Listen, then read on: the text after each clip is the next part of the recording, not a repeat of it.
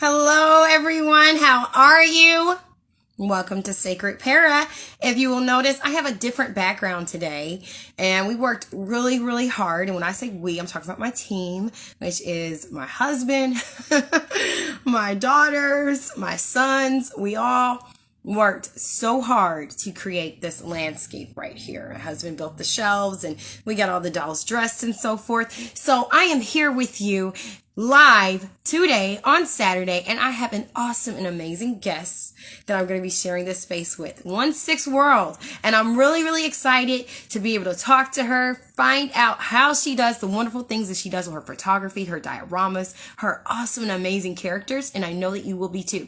So I'm going to dial her in right now. I'm going to wave to everybody if possible. We are about to go live.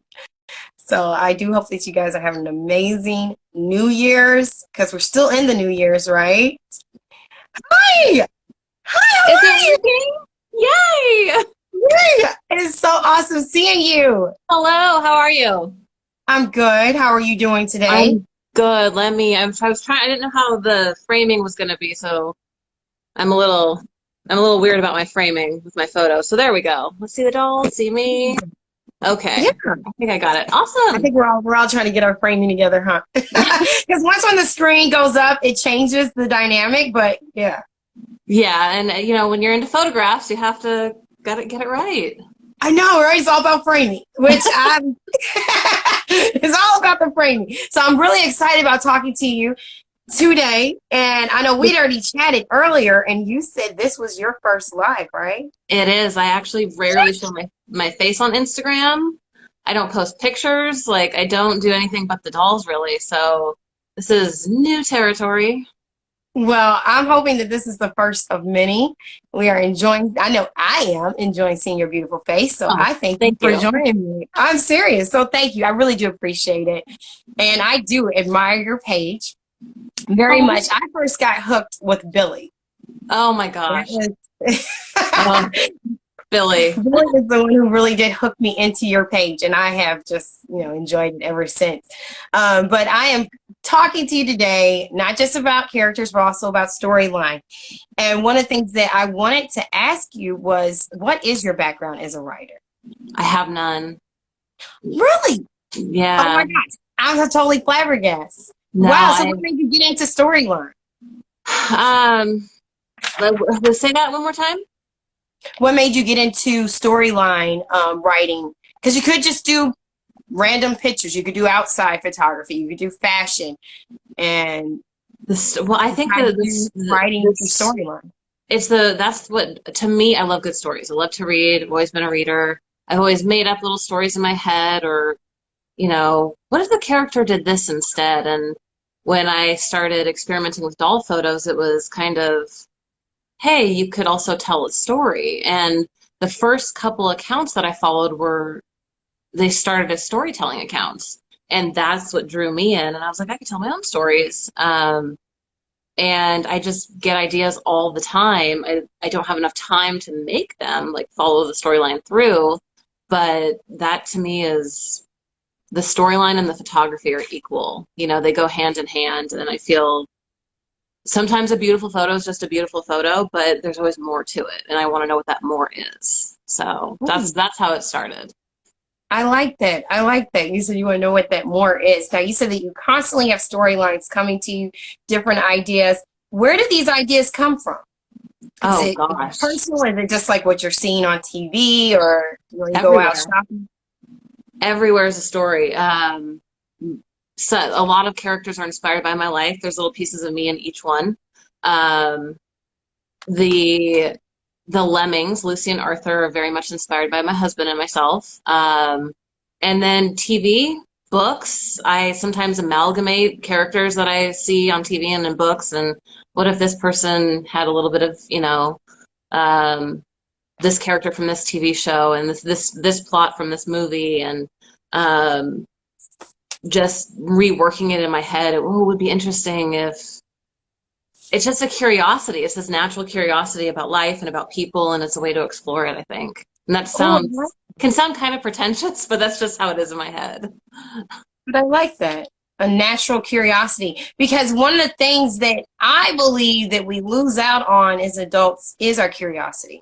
Yes. Kids are constantly curious about everything. Like they have tons of questions about everything around them, and then they always have such like inventions in their head, right? Oh, yeah. Yeah, and when we get older, we kind of lose that ability to be curious. And And that, I think that ties directly to our creativity. So if I we're not curious, then we lose creativity, we lose the ability to play. My husband and I were really big believers in playing. You know, he collects Hot Wheels and has video games, and I have my Barbies and my, miniatures, and um, it's just you don't. That whole like growing up is optional. You get older, you don't have to grow up, and I so think true. it's very very healthy. It is. It is. And I don't know why we as a society have lost on that. And that's the beautiful thing, in my opinion, about our doll community and any of the, play communities, is being able to stay in contact with that younger self. Because Hmm. the younger self is really who does keep you kind of like, keeps you healthy minded. Oh yeah. Yeah, yeah, most definitely. And one of the things I love about the Lemmings is that my maiden name is actually Lemons, Lemmons. Love that. You told me that, and I was like, perfect. So when I saw them, I was like, wow. And I do want to dig into their character more because I Yeah. think that they're simply amazing. But we already talked about storyline. How did you get involved with the doll community? That I was into 1/12 scale miniatures, building those um years and years and years ago, and I kind of lost it, started being super adulty, and when my husband and I started dating, he was like, "You gotta find a hobby, gotta find a passion, gotta find a hobby." I'm like, "Yeah, whatever. Yeah, I gotta go to work, gotta clean the house." And I started following. It's an account called All the Little Dolls, I believe. Um, and I don't think I'm following it on my 1/6 World account, but I'll put a link to it in my stories. She would repaint her dolls. It was the first person that I ever saw repaint their faces, and she made them look natural and realistic, and she gave them these little stories, and I was like, that is so cool. I'd never seen anything like it. And then I think I stumbled on San Francisco Barbie, who we all know and adore, Andy and Clark. And Yes. that's kind of how I found the doll community. I was like, there are a ton of people doing this, and people are like really into it. Um, and so for Christmas, my mom got me the Star Wars doll, and I just remember staring at it, and it just something sparked, and I was like, I don't want to use this doll, but suddenly I'm seeing dolls differently, and so I started picking up some Barbies and playing around with them, and my first few pictures were horrendous. But it was almost immediately as soon as I saw the Billy doll, the BMR that we all know and see everywhere. She was the first doll. I was like, I have to have her. I knew nothing about Barbies, and I went on eBay and searched for her, and I didn't even know her name. I paid like $40 for a naked version when she was at Target for. I had no idea. I didn't know. I thought she was some rare doll. And now I have like 15 of her. But I was like, I have to have her. She has a story. I don't know what it is, but I want to photograph her. Yes. And yeah, so she became my least favorite to photograph, most loved character, I think. Oh, wow. Now, why is she your least favorite to photograph?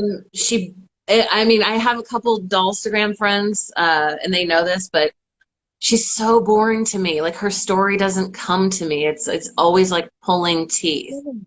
Yeah, so I have to really force her, but people responded to her because she's so pretty, I think. She photographs very well, but I just, ooh, hate her. I mean, I love her, but I hate her. So yeah.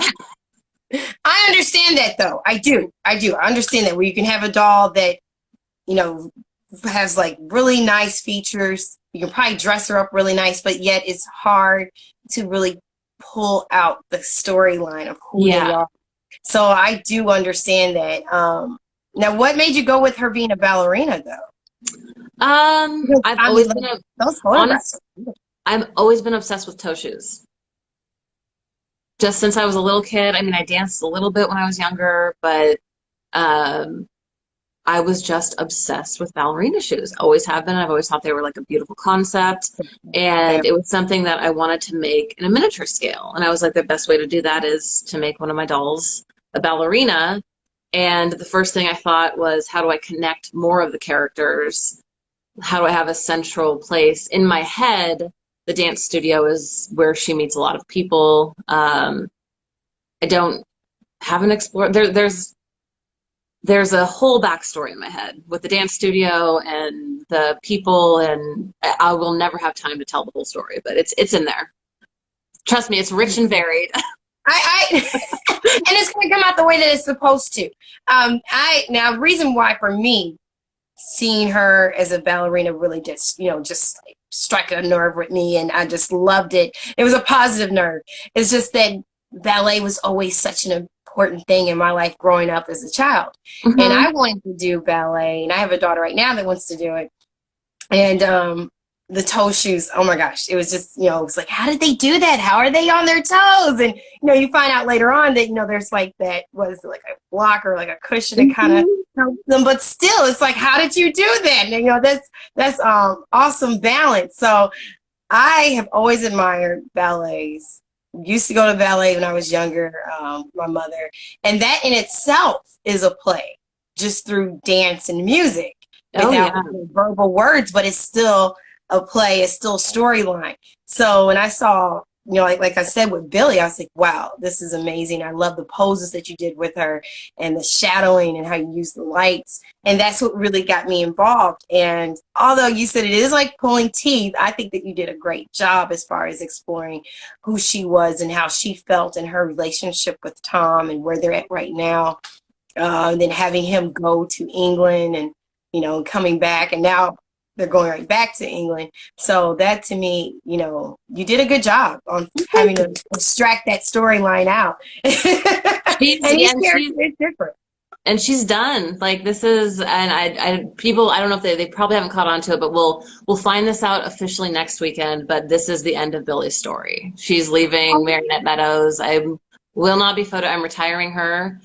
She's gonna live in the wedding dress. Well, one of her will live in the wedding dress that Tammy at Tam's Barbie Life made, and she'll sit on my shelf, and we might check in with her. But yeah, she's leaving. We're retiring her.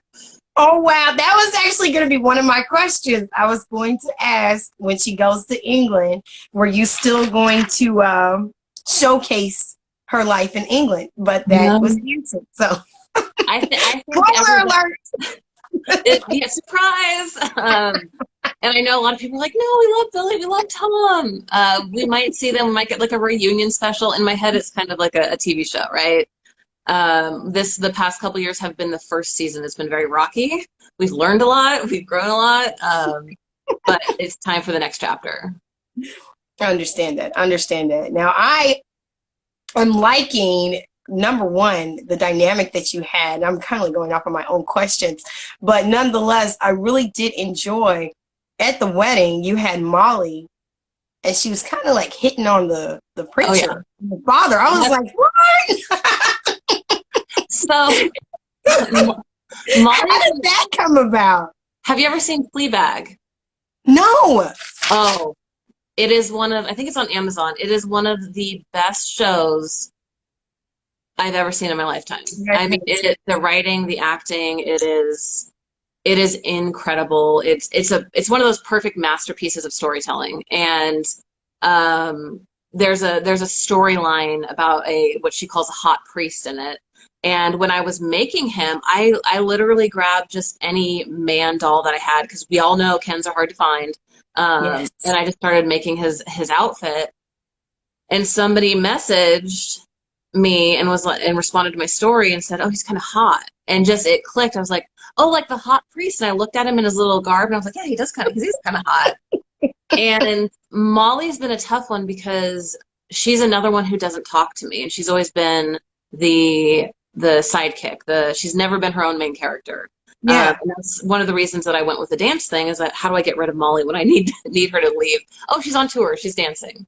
And so it just, when the priest came into it, her story started playing out. I got her personality a lot more. Just a lot of it came out in that kind of dynamic. And so she's going to be featured much more heavily going forward.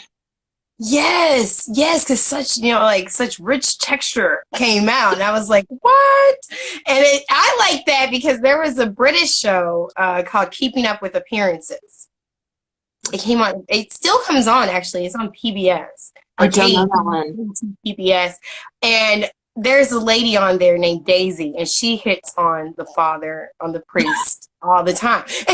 Like, I don't know the why vicar. it's so That's what he is, the vicar. And so, because the BBC, British sitcom, and it's hilarious. And that kind of like reminded me of that dynamic. But I will have to check out Fleabags. Or Fleabag. I got it hmm written down. But yeah, I did. I like that because usually when you have the minister at the church, especially a father, you're kind of like more respectful, and you just see you got a chance to see the rawness of who he was and Yeah. her. So And I like that that's dynamic. what I wanted. I just wanted these two people who are otherwise so closed off.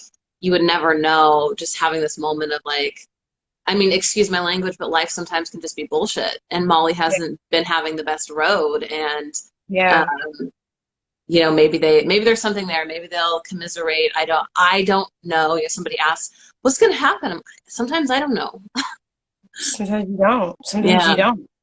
Now I know that you said you didn't know that your diorama was going to turn out like you did. Now, for all of us, because I read the comments, I saw the feedback, we're like, oh, it was gorgeous, it was wonderful. And you were like, you said this was a pain in the you know what, and it Yeah. did not come out like you wanted it. I don't know. What was your initial thought of how it was going to come out? Like, how did you see it? I saw it much bigger, and there was going to be separate rooms. The stone walls were going to have more depth. There's going to be a couple more layers. But when it came to the practicalities of building something like that and photographing it, one thing I've really learned this last year is when you're photographing on a smaller scale, you have to have smaller sets. It doesn't translate as well to photographs to have these big open spaces Okay. because the dolls are so small. And so, I never built my sets to scale. If it was to scale, the rooms, were 200 square feet, one bedroom. That's not, I don't think that's practical. No, that's really big. Yeah. So oh, there she goes. She's just Billy's falling down. So I She had, didn't like what was said earlier. I don't know if she wants to be retired. she's like, fine, I'm done. Um, so yeah, it was, and then also the way I chose to make, like I didn't just buy the paper for the walls, the stones. I sat there and I carved the foam board. Like every little circle stone you see, I carved that by hand into the foam board, and then I painted it, shaded it. It took forever, and it's very pretty. It did photograph very well. I'm happy with it. It was just one of those. I'm so glad it's done. It was such a pain. It was so boring at some points that I just wouldn't do it. And the wedding kept getting pushed back and pushed back. And I was like, whatever, it's fine. My goodness. But like, how long would you say that was? Was it like months? Yeah, yeah, because I started probably a total of at least like 15 hours on just the walls. Over time, sit down and do it for an hour, but your hand starts cramping because it's this little tiny tool. And I'm carving into it. And so an hour here, an hour there. And that was just the walls. The rest of it, I was going to do more foliage and more, moss and ivy, and just had all these little things I wanted to do. But once I started building it, I was like, I'm done. I need to photograph this. I need to move on. Yeah. Like I want everybody to see the wedding dresses. I want people are saying like, hey, is this ever going to happen? It'll happen. It's going to happen. It happened. Yay. Now we can move on. So I agree, but it was so beautiful. And then you had, I mean, it just created this wonderful, just romantic, mesmerizing scene. And then you were able, like you said, with the foliage, and it honestly looked like a miniature outside set. It looked like it was that's outside, but yet the goal. you created all that. So it looked That great. makes me happy. That definitely, because Mhm. that was kind of the goal. I did that one other time. I'm just looking at some comments. One of my friends is commenting. Uh, Yeah, I know the hardship, but it was so worth it. yes, yes, she knows. She was behind the scenes a lot. Said, you can do this. Just keep going. but I did an outdoor set when this little lifegram had a camping event for her celebrating followers, and so I built a forest on my dining room table. And that Wow. was one of those, like I actually bought dirt and like was pouring dirt everywhere instead of going outside. I don't know why I did that. I was like, well, I can control it in here. It's a controlled environment.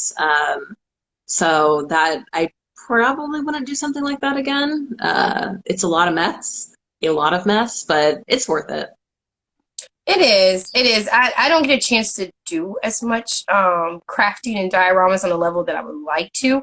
So I'm hoping that as our youngest gets older, I can kind of do a little bit more. But I always admire whenever people are able to really put that time in because it does take time. Oh yeah. And Yeah, it does. It takes how a old lot is of time. your youngest? Oh goodness, our youngest is 8 months, about to be 8 months. Oh my So, gosh, baby baby. yeah, baby, Oh, you baby. have no time. So right now it's just, you kind of just get the Mattel stuff and then you try to make it work. But Hmm. I admire, whenever it's handcrafted because it's a part of who you are that you're Yeah. placing into it. And it looks so original. And you don't just do your dioramas, you also reroute your dolls and you also repaint them. Sometimes, yeah, I do what I call lazy repaints. I don't think I'll ever reroute a doll again. I hate doing it. Um, oh, I hate doing it. But the repainting is, I won't repaint eyes because I'm not that talented. I've tried it. It is horrendous. Like you don't want to see it. But I like to do a lot of shading, adding depth because Mattel doesn't really do the best paint jobs anymore.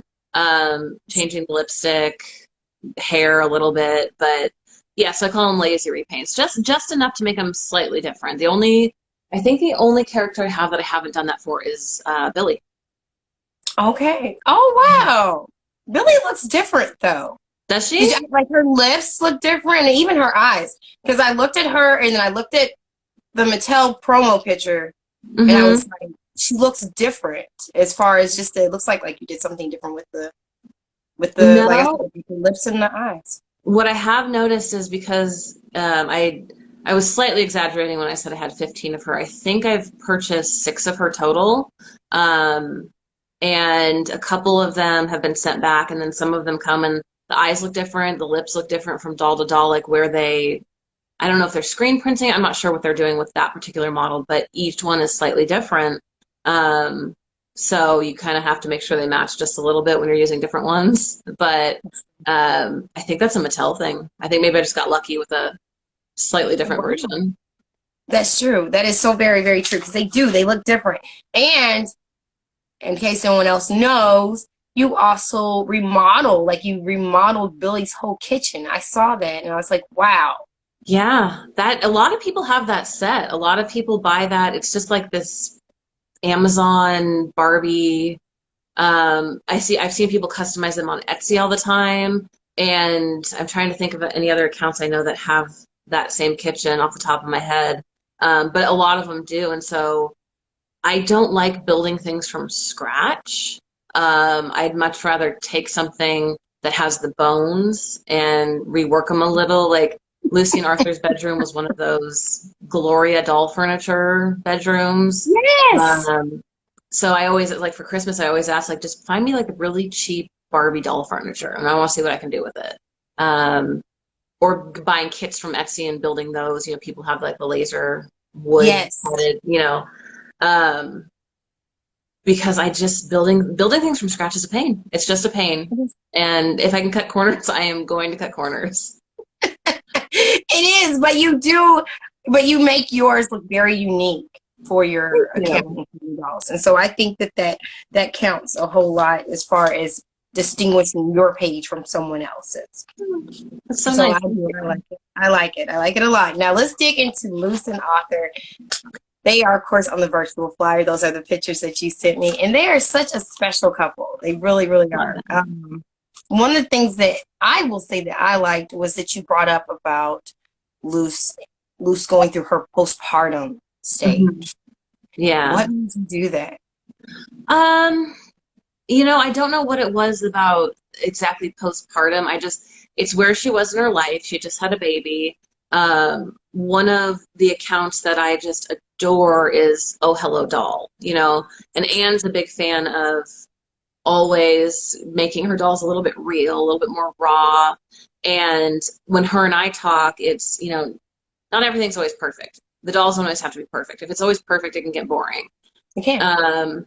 And in to save time, I found myself just kind of making everything happy and nice. You know, it takes a little bit more time to think critically and how do I make this more real? And it just came to me one day. I was like, I don't think she just doesn't look happy right now. I was looking at her on the shelf and I was like, she looks sad.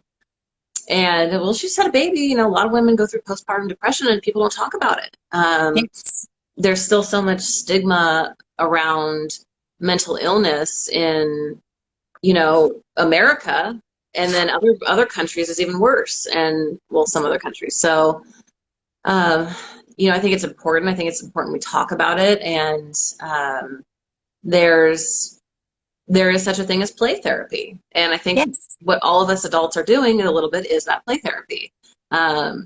And it's funny, it's my most commented on post. It resonated with so many women. You know, I think there was like 50 women came out and were like, yeah, me too. Thank you for sharing. And I don't have kids. I hope that, you know, if I do it, that doesn't happen. But I think talking about it is the first step. So if we can talk about it with our dolls and find other women that experience that, it's that camaraderie that we need.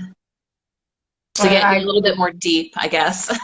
Oh, no. Actually, I wanted us to talk about this, you know, in an in-depth level or on an in-depth level, mainly because like my husband and I, we had co-authored a book years ago about postpartum depression because that was something that we were familiar with. I went through postpartum depression, and like you said, it's not really mentioned a whole lot. It's No. it's definitely stigmatized.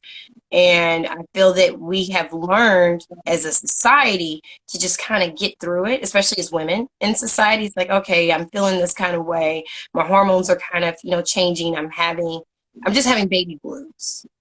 And yet that baby blues gets post, you know, it just keeps on going for days and become months and possibly years, and we don't deal with it.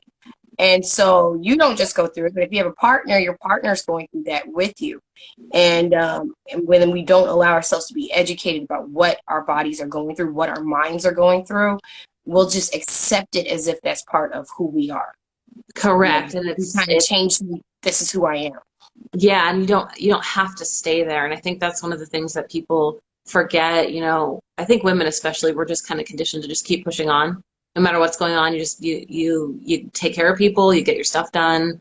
And we lose our voices, we lose, Yes. you know, that connection to our core values. And then when we have kids, I think it's almost an identity crisis of self, because who am I now that I have this human that is attached to me for the rest of my life?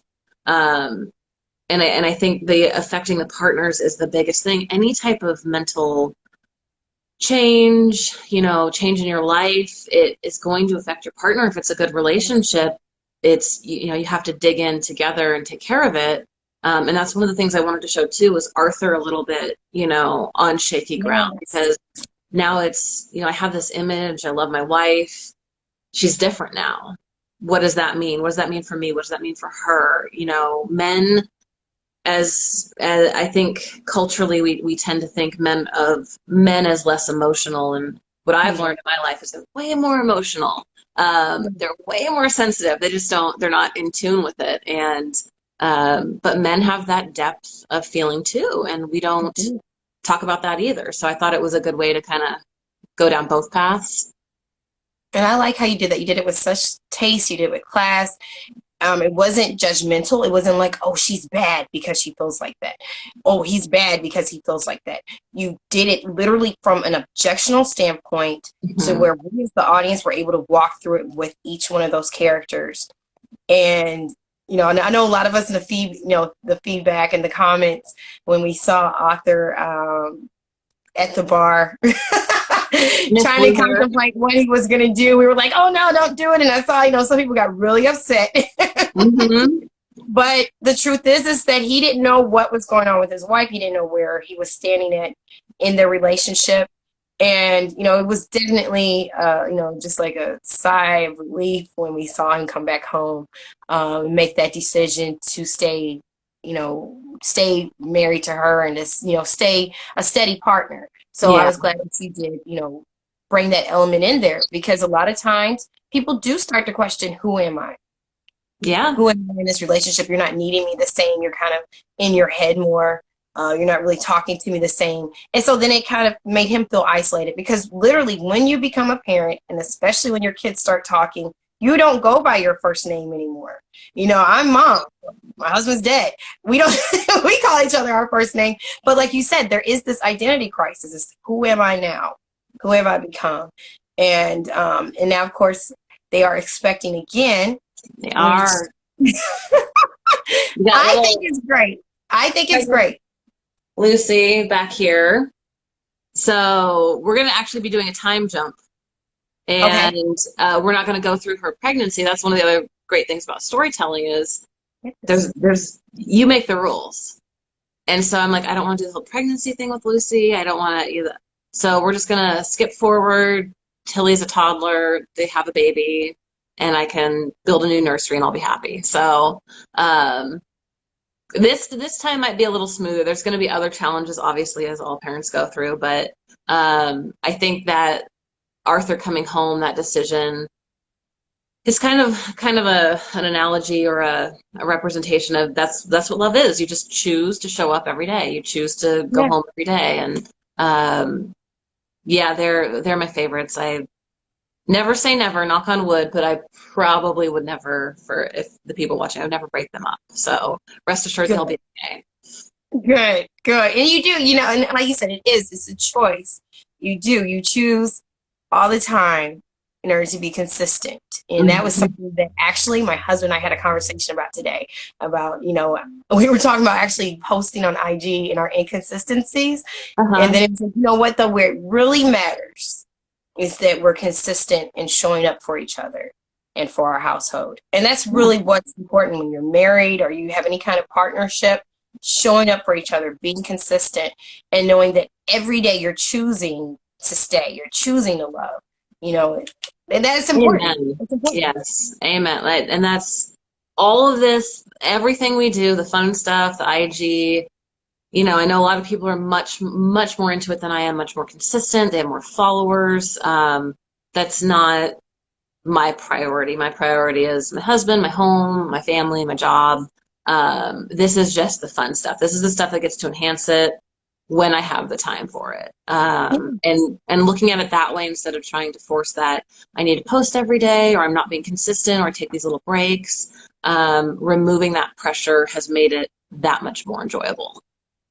I agree. I agree with you so much. And I believe that also probably helps as far as having different storyline ideas because the pressure's not there. Exactly. When I took the pressure off of, Billy and Tom have to be featured because that's who people love, then Molly's story popped out. Molly was like, I don't want to be I want to be my own main character. Yeah. But Billy bores you. Look, I'm gonna possibly have an affair with a priest. Like, don't you want to tell that story? Um, okay, gosh. All right, Molly. I guess Billy could be retired then. So it's and getting new dolls, finding new dolls, customizing new dolls, that helps too. Yeah, Did it's you sew? I found out that you sew too. no, I do not. No. No. Oh my What goodness. what did Okay. I say? No, someone I can't think what the account was, but they had an outfit and they had said that it They came from sewed one it? Walt. And I was like, what? She sews. I should have wrote down the name of No. the account. No, somebody recently tagged me in something, and I don't remember who it was, but I remember thinking they were saying like, oh, they helped me do this or this or that, and I don't remember. Oh, I think I know what you're talking about. Somebody tagged me in yeah, it was an outfit. Hmm. And I think they were tagging me like, thank you for telling 16World told me about this account. Okay. I was like, I oh. no no no. No no no. I've tried sewing. My mother can attest.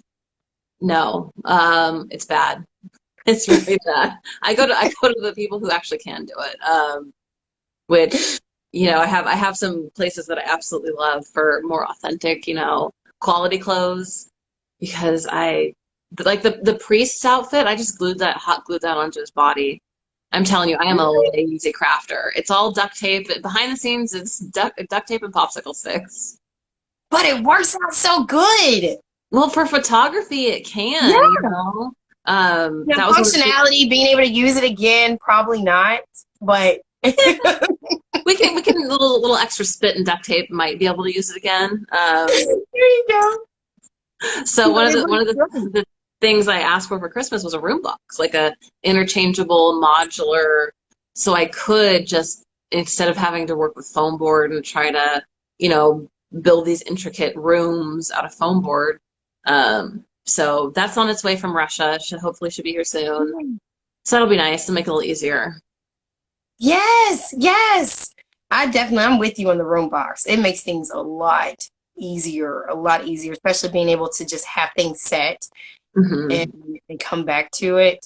That's like my aspiration. So I'm with you on that. When do you photograph? When I have time, usually on the weekends. And so, like the wedding, all the pictures were taken obviously at once. And I, tore it down. The diorama's down. I still have some pictures to share. So what I try to do when I put up a set is, like the Lemmings, their living room is, it takes me probably a good 45 minutes to build every time because there's so many little details. So if I'm going to set that up, I'm going to try to get at least one or two stories out of it. However, having those stories ready to go is challenging. So sometimes we'll just take generic pictures and see if they can fit somewhere. But usually what it is I get an idea, and that idea involves a certain set. And then I have to pull all the bins out of the garage, build the set, where the lighting is good, because the lighting is only good in the living room. It's not good in the bedroom. It's not good in the craft room. So my poor husband, right in the living room in the corner. And I build it, photograph it, and then I tear it down and I put it away. And then I think later, oh, I should have gotten that shot in that set. Oh, well, it's gone. I'm not building that for a while. So that's why my sets are so intermittent. Like you'll see the bar. You're not going to see the bar again for another 6 months. That's a pain to build. I don't want to do that again. I understand. I do. And that's one of the things too. I can't remember. I think I just saw today about lack of space. Like, it was on Vintage Claire's page. She was showing photos of where she has dolls located. And she was like, does anyone else have the same issue? And people were like, oh yeah, my whole living room's gone. My table in my kitchen's gone. Because we're trying to find space to be able to, craft and do our pictures and set up our dioramas. And just like you said, having to take them, setting it up and then taking it back down, it takes time. It Yeah, takes and time. you got the crafting and the building and then the photos, and they're all three separate. And my husband has a hobby that takes up a lot of space, so the spare room is just there's no room to do anything in there. So yeah, it kind of takes over your life. You want to have friends over. They either have to be really comfortable with like random headless Barbies laying around or put them away. Oh, I Um, totally understand. I totally understand. I got one right here without a head. So yeah. So someone asked, is that room box specifically designed versus ones on Amazon?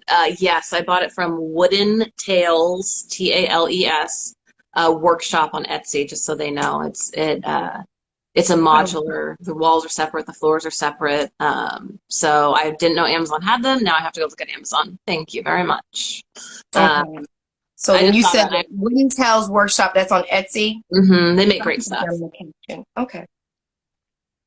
I'll put that in the So caption. I don't know who asked that because I don't know. Can you see all? So unique. Instagram be Love acting crazy. dolls. Can you see all the That's comments? Yeah, Instagram that's be the acting crazy. first one I saw. Oh, So I we can can scroll definitely through. Okay. I know I just keep seeing that same comment. I don't know. Instagram, real life whatever. comes Sorry if I first missed over your question. hobbies. Oh, you're fine. You're fine. But yeah, we will definitely leave some time for some questions. I think Okay. there may have been one more question that I saw. I'm trying to think.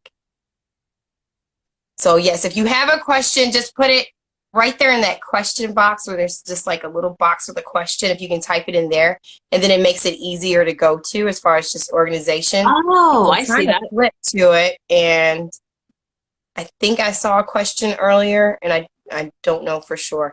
But yes, so we will put the room box in the caption as well, Okay. um, so that someone can know. And that was Wooden Tales Workshop. So Hmm. make sure to put that in there.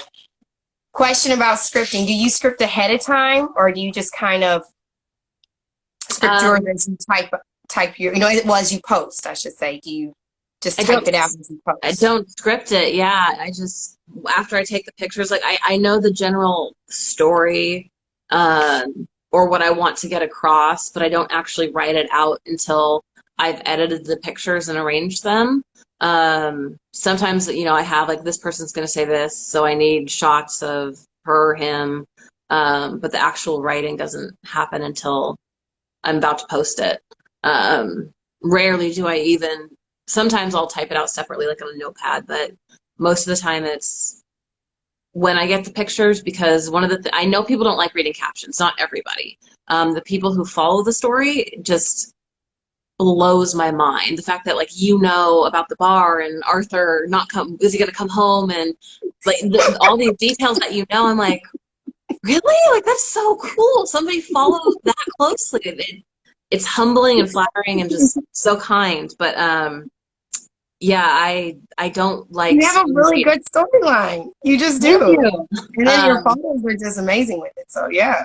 uh, it'll come. It comes to me. And one of the things that I hate when I'm reading a story is that kind of force spoon feeding. Like you don't need to spell it out for people sometimes. You can just have little bits of dialogue that gets the point across. It doesn't always have to be so in your face. Like a little bit of breadcrumbs. They'll follow the trail. The story will come out eventually. So that's kind of what I try to do. I try to keep it a little bit more simple. In the last couple of months, I've really tried to streamline it because I can be a little chatty, a little verbose sometimes. So trying to rein that in, I think, also keeps it more engaging. I agree. I agree. I recently said I was going to make some changes with my own storyline. So I fully understand you as far as just like time management, and then also being, courteous of your readers and their time. And then for me, certain storylines have just kind of dragged on more than what I wanted. than I initially wanted. So my goal for this year is to still have my storyline, still have some drama, but being able to just kind of like minimize it, just kind of compact it, so Yeah, that I can kind of get it across in 3 posts without having to post for weeks on the same subject. So that's where I'm at with it myself. So I fully agree with you. What would you say, since we are talking about storyline writing, what would you say is a pro about storyline writing as well as a con? I think the pro is just that getting to express that creativity, get your wiggles out, get your anything that might be like festering or it gives us a chance to tell the stories that we want to see that we're not getting to see somewhere else. So the good stories are always, not that mine are original, I take inspiration from everywhere, but it's not just a carbon copy of what you're seeing on somebody else's account or somebody's TV. So, and it gives you a little peek into their soul. You get to share a little bit of yourself. I think that's really cool. And I think the cons would be kind of that pressure to come up with the content for sure especially when you don't, and at least everybody I've talked to on Instagram knows this. They feel this is you just go through those lulls where you're not feeling as creative. The pictures aren't coming, the story's not coming, and you just kind of not feeling it, and it's the worst feeling in the world. But one thing I've learned is it's temporary. It could be it could last a month, could last a year, but it's temporary. So I think that's the hardest part is that frustration. I agree. And I'm glad that you did say that, because someone had just recently posted about like, what do you do when you just feel kind of like, you just And there were so many people who gave their advice and, commented on how they are able to resolve that feeling and, and normalized it. Like, just like you just said, we all kind of go through that. What do you do right then? And I definitely know what that feels like. And I think it's just like when we have so much creativity festering in us, and then you have to balance that with responsibilities. And of course, you're going to prioritize your responsibilities first. Mm-hmm. And you come to a place where creatively you're just kind of burnt out. Yeah. And you can look at a storyline and say, my characters need to do this next, but I just don't feel like it. I don't feel like taking the pictures. I don't feel like writing the content. And I'm glad that you did say that that is temporary. I, Because, in my experience, it's happened to me. I mean, I've only been doing this 2 years. Um, and every time it's happened, it's been temporary. It's always a circumstance, like life gets crazy, life gets busy. And sometimes it's not. Sometimes you have plenty of time and it's just not there. And um, what I found that works the best is just let it be, like lean into it. You don't force it. You don't want to take the pictures, don't take the pictures. You're not feeling creative? Okay, go do something else. Watch a movie. Watch a new TV show. Maybe it'll trigger something. So go out into the world, talk to somebody different. I think the creative types need new experiences to keep the, again, it goes back to mm, curiosity, you know. yeah. When my husband he does music, and when he gets really frustrated and he's not feeling it, but he knows he wants to be creative, it's okay, we got to go do something new. Got to go to a new town, new city, go see a new movie, just shake it up a little somehow. And it always works, at least for me. So maybe I it'll work agree. for somebody. I agree with you. And honestly, when we talk about mental health, that's one of the things that is actually, you know, put out there as a pointer. Do something new. Hmm. Because sometimes doing the same thing can get you to a place where you're just stagnant and you're bored and you think that it's you when really you're just your spirit wants to do something different. Yeah. Your inner self is just like, I'm ready to do something fun, something that's going to be out of the box that I haven't done before. And just like you said, you never know what kind of new characters you can get from that, what kind of new storylines you can get from that. You can see some fashion. You may have a doll that you're just like, what do I do with this doll? I don't know. Like, I got this one right here. I don't really play with Rainbow High that often, but nonetheless, like, what am I going to do with this doll? And then you see someone, you're like, oh, I kind of like that fashion that would fit for her. So, yeah, I agree with you. Get Yeah. out, see what's out there for you. Out of that And watch. comfort zone. Yeah, yeah. And I do have one more question before we take any questions. Okay. I have one, which is, how do you balance having multiple characters? Like, how are you able to write for multiple characters and have different voices for them? Um, that's a really good question. It's also a really tough question. That's a good question. So I don't know. There are some characters that just, they're there, they're instantaneous. Lucy was, I mean, she is the easiest. She told me, when people say that, like, oh, the doll's talking to you. But no, I had her story, I had her person, her fashion, how she spoke, what she was like, her entire backstory, like her brothers, her family, her childhood. I know it all. It's just there. She was just there. Um, so she's easy because to me, it's like I've read her book already. I've read her entire book up until this point. I know her. It's a book series I've read a million times. She's good. Um, the other ones I know a little bit. Like I'll say, okay, this is kind of their age range. This is their little bit of their backstory. And then one of the things that really helps me is the doll clothes. Yeah. That I have found is when I started, I started giving each doll their own little box, and so they live in this box when I'm not using them. This is Lucy's, and when I see, instead of them sharing clothes, that confused things. So to keep them separate, they have their separate shoes, their separate clothes. It can be more expensive that way, but it also, I think we tell a story how we present ourselves to the world, how we choose to dress and do our hair and whatever it might be. And So if we're talking about dolls as they're people or they have characters, it would be the same. Um, and I had made Billy's sister.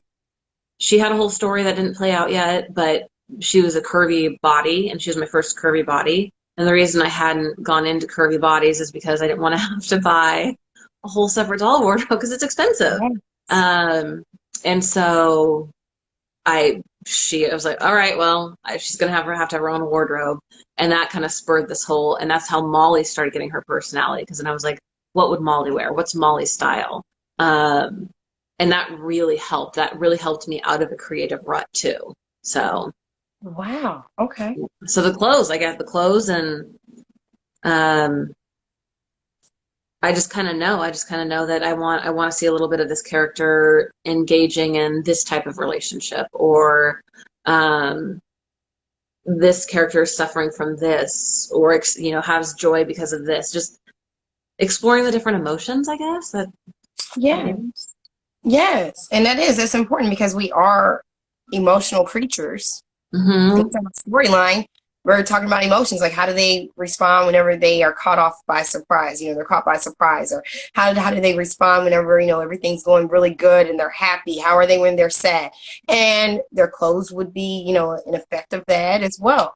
So I'm really really liking that you said each one of them have their own bins, and so they're not sharing clothes. Yeah, Um, and that does help. That it does help a whole lot as far as defining who they are. it really does. I mean, something that Lucy would wear, Billy would never touch in a million years. Somebody commented one time, they're like, "Why does Lucy look so much older than Arthur? She looks like an old lady." And I was like, "Does she?" I was like, "Is it because I'm dressing her too old?" But I was like, "No, that's who Lucy is. Lucy's like the 80-year-old lady who was born, in a baby's body, and she's just gotten older since then." So um, that's actually a compliment. Thank you. Yeah, that means that you're doing your job. And I don't really see her as an old lady. I just see her more as like, she just seems more reserved. She has like a Hmm. calm personality. She already knew, like to me, she already has who she is defined. And I think that's why that postpartum kind of like threw her off, Hmm. that stage, because she already had defined in herself, like, I'm going to get married, I'm going to have a family. Like, she just seems very family oriented. Yes, And so very. being family oriented, she's not worried about trying to look like a pit up model. She's Mm-mm. more like, I want to take care of my home. I want to make sure that I'm nurturing to my husband and to my child and my children. And that this is a stress free zone as much as possible. That's what I get from her, just vibe wise. That's absolutely. Lucy's core values are hearth and home. Molly's core values are different. They're adventure and creative expression. Billy has none, and that's why she's being written off the show. Oh goodness. Well, like with Billy, in all fairness, it seemed like, that I thought that she was like wanting to be like a prima ballerina initially. So the funny thing is, once I decided to write Billy off, I started getting more from her. I don't know if it's like her clinging, like, don't get rid of me. Look, I'll tell you things. But um, Billy, Billy's kind of a failed prima ballerina. Molly's the one who was successful. Molly's the one who tours. She is the first ballerina for the company. And Billy, fills in sometimes. Billy's more of a teacher. That's what she studied in college was, early childhood development and dance. And so she really likes teaching dance, but she's kind of her Billy's backstory is her parents died when she was younger, so she has a ton of money, inheritance, whatever trust. So she's never had to flounder that way. She's never had to struggle financially. So she's never really had to worry about what to fall back on. And I think sometimes that can leave people devoid of uh, a greater purpose. And so I think Billy's just kind of a failed ballerina, and she doesn't know what her next steps are. And um, so now I'm almost like, ooh, maybe I build a little London set and we just check in on Billy from time to time, but who knows? We'll see. Okay. Okay. So she's still in limbo, which is fine with us.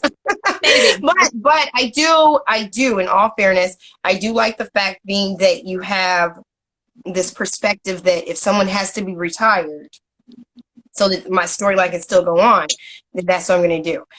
And I think so often we can, hold on to a character too long, like Mm-hmm. with writing or, like with our dolls, and they're no longer serving a purpose. We're not engaged with them, but we just have them there because, like they're the fan favorite, or they were our first Barbie that started the account. I know I'm guilty of that because I still got some dolls in there that I don't really hear the same story. Mm-hmm. Kind of like trying to figure out how to keep them involved because they started off my account. They don't But have to be. yeah, This let them have a and I rest. shared that yesterday. I was like, you know what, things are going to be a little different. And yeah, and I Yeah. fully agree with you. Sometimes we If gotta I'm let not people go. engaging, Sometimes we gotta let the dolls go. It's fine, you know. you're right. You're very, very right. And I'm glad that you said that because it does kind of symbolize what we do in our own real life. That's what I'm Holding on finding. to stuff and holding on to people when it's time to let them go. Hmm. And I'm glad that you did bring that up. So yes, yes, yes, that's encouragement for me. I shared yesterday. I was like, I'm gonna do things a little bit different, even with my Gloria. She's over here. Usually, she's with me, but I'm just gonna do things a little bit different because there's other stories Hmm. that need to come out. And you can't move on to the next one if you keep rereading the old one, right? So they just I need agree. sometimes the dolls need a little rest, and that's fine. I do. I agree with you. So I support whatever you do. If you decide to do a Thank London you. set, I support. If you decide that, it's time to retire Billy because there's so many other ideas out there, I'm ready for that. I'm ready, like I said, to see more of what Molly has in store because I said, oh, wow, she has a lot more going. She's got this bad girl vibe going on, huh? A little bit. You know, we don't know Molly. Let's learn about Molly. So I'm excited about it. You do have one question. Let's Okay. see. You So Unique loves dolls. Thank you again for joining today. She said, when you write your storyline, is it better to write out each character line or to use bubble conversations?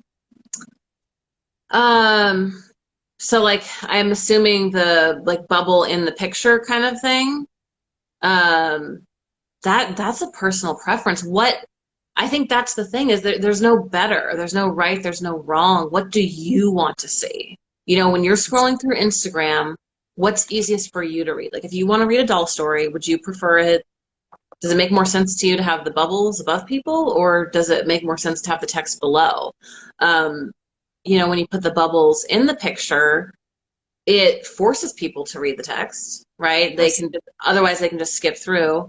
Um, but if you are coming at it from a photography standpoint, it interferes with the integrity of the picture. So it depends on what's more important to you. Is it, and that's kind of are you here for the story or are you here for the picture? Um, so I think it's personal preference. I personally like doing mine the way I do them because the more I do this, the more I get into the what's the word I'm looking for? The fundamentals of photography, the actual the rules, if you will, of photography. And so lighting and framing and shadows and depth and all of that stuff that's what I want to see. And so I want my Yeah. text below to keep the image kind of simple. But that's my preference. So I say, do you, as the kids say. I agree. I agree, but I like that breakdown. I like that breakdown. And I mean, for me, I follow accounts that have the dialogue and the caption, and I follow accounts that have the bubble.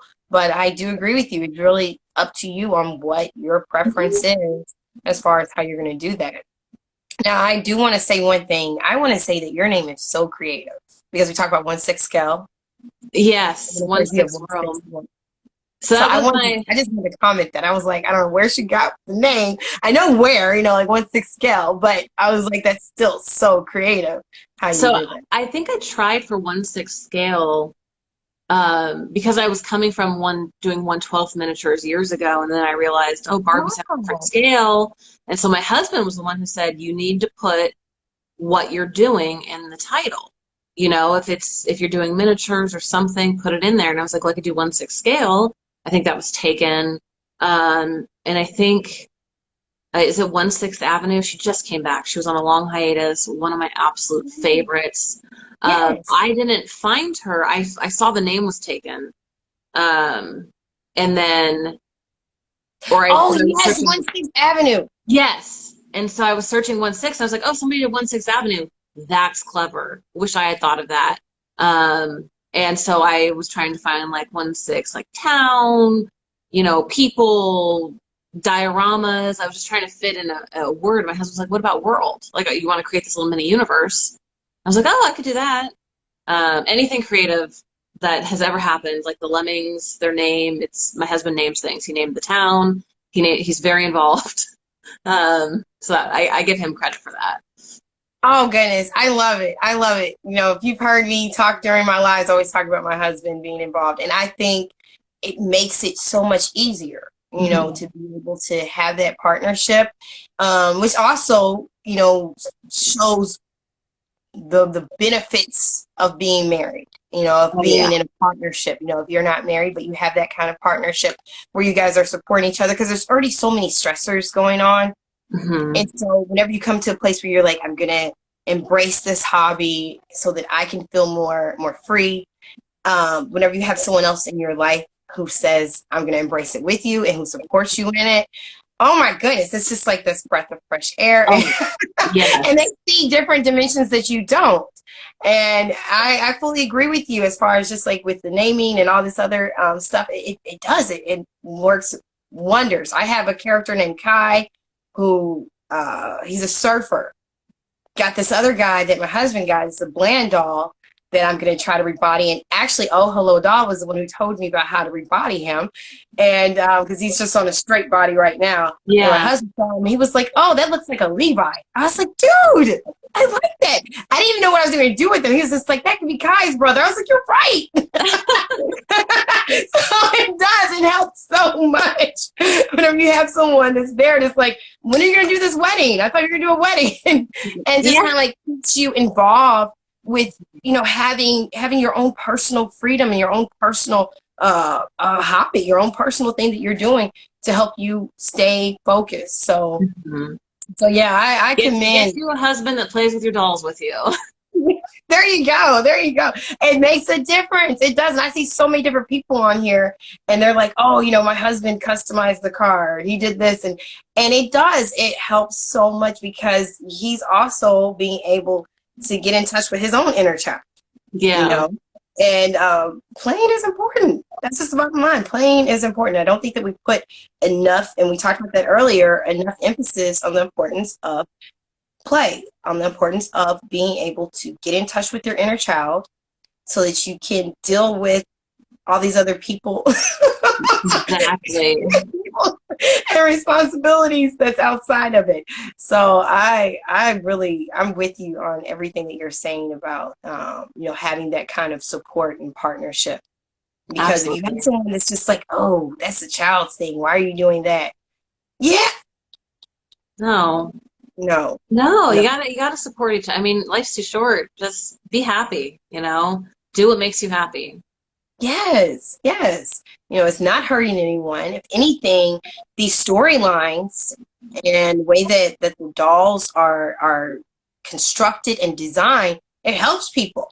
Mm-hmm. There may be somebody who saw Luce and said that she dresses like an 80-year-old woman, but there may be someone else who is around our age and who dresses more conservative. Conservative.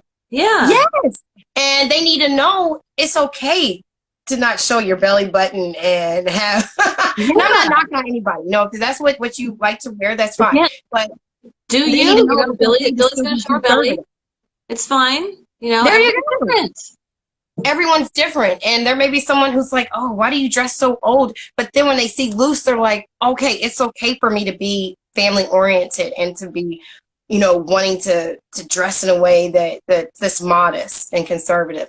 So they need to be able to know that. And that's what your account does. It reflects that. Yeah. And like I Thank said, the you. one with the postpartum, you didn't know that everyone was going to, be in your comments, including myself, that was like, oh, I've been there. Thank you Yeah. for bringing that up. So by us exercising our our writing talents and everything else, when it comes to you doing your dioramas and your crafts and having your dolls individually designed with their clothing, it makes a difference for your audience who need that. Even if Oh, it's just a laugh. Like we saw Molly and it just cracked us up. and everybody was like, "Yay, they're responding!" It brings you so much joy when people connect to it. You know, it's such a humbling thing. It's amazing. It does. It does. And we're not knocking Tom. I know Tom didn't get talked about a whole lot. Um, He's just as boring as Billy. He's mopey.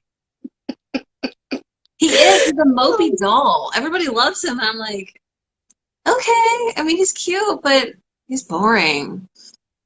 he's cute. He's a good character. I mean, I like all your characters. I think that he's a good character. He just, oh, I'm hoping to see, was it Sage? No, it was Ash. Ash and, oh goodness, it was Ash. No, I don't. Do I have? I don't have an Ash. Ash and Joe. Is that what it was? Because they have, I think it's Ash and Joe. I was like, oh, I so hope red hair. The guy with the red hair. Oh, Jonah. Yeah. Oh, the one that Billy used to date, that dated Billy's sister. Yes. Yeah, no, I can't stand that doll anymore. I don't know what it is. I hate his face. His just stupid face, his stupid red hair. Like, I just don't want to look at him. I love redheads. He said it's just his face mode. You're just done with it. I'm tired of it. Something happened with that character. He became this whole thing, and then he just became this doofus, this utter doofus in my head. And so he might come back just to be the butt of some jokes. We'll see. Well, I am really enjoying your story. Like, if you guys have any comments or questions, definitely link it right now. But I am enjoying where your storyline is. Anybody's welcome to message me at any time for any reason. I will literally tell you if you want to know what's going to happen with the character. I will spill the beans. I'm not a gatekeeper, as they call it nowadays. I don't have a lot of free time. I have a very busy job. So on the weekends, shoot me a message. I'm happy to chat anytime. Any questions? Well, I appreciate you for doing this. I Thank enjoyed you our for the conversation. invite. Oh my goodness, yes. I think like I said, thank you for saying yes. I've enjoyed our conversation. Someone said Billy lacks passion. Arts and Dolls 23. Billy lacks passion. Right, Deandra. That's she is a dear friend of mine. She was one of the first people I ever actually talked to on Dollstagram, and has actually become just such a big part of my heart. I love her dearly. She knows Billy very well. I've had many conversations about how much I hate Billy. So she knows, and she's always trying to soften, like, you don't hate her. You don't hate her. She's closed off. It's fine.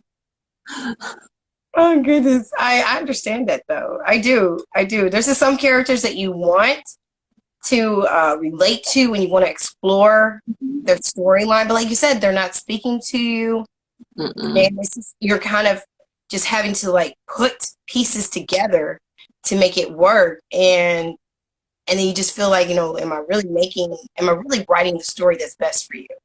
Yeah, don't force it. That's the bottom line, I think, of what I've taken from this conversation. Don't force it, and make sure you play enough.